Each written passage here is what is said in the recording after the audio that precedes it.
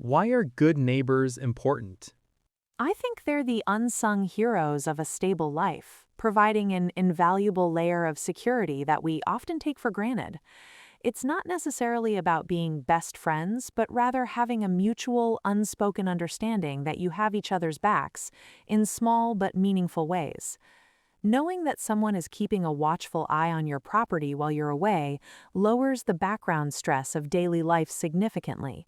Without that neighborly goodwill, a street can feel like a random collection of buildings rather than a cohesive community. How has the concept of neighborhood changed?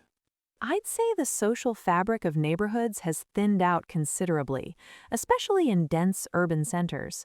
In the past, the neighborhood was a primary social sphere, but today, much of our social energy is directed toward far-flung friends or online communities.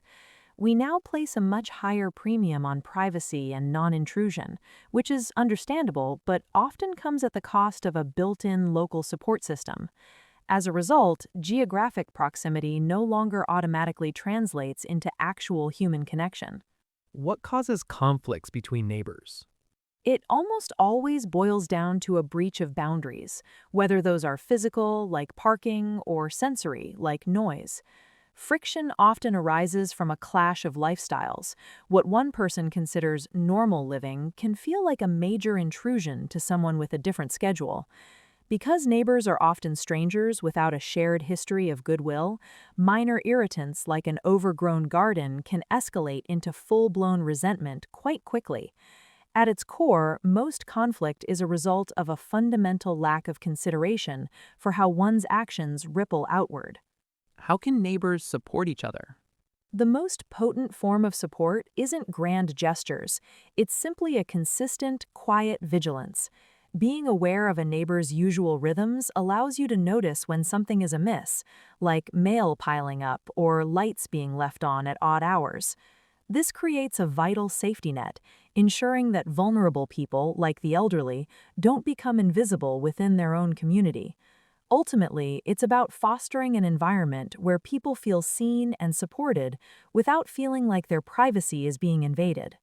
Do you think people in cities know their neighbors less? Without a doubt, it's one of the great urban paradoxes, being physically closer to thousands of people but emotionally more distant. High levels of transience in cities make it hard to invest in relationships when you suspect people will be moving on within a year. Furthermore, home becomes a sanctuary from the sensory overload of the city, so people simply don't have the social bandwidth to strike up a conversation in the hallway. We've also outsourced the functional needs that neighbors used to fulfill, like borrowing tools, which has further diminished the incentive to connect. What makes someone a bad neighbor?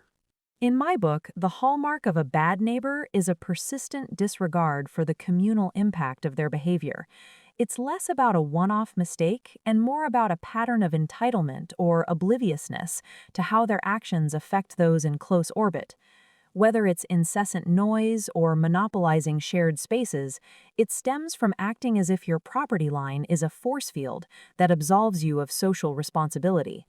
A bad neighbor essentially treats a shared environment as their own private domain, ignoring the needs of the small community they are a part of.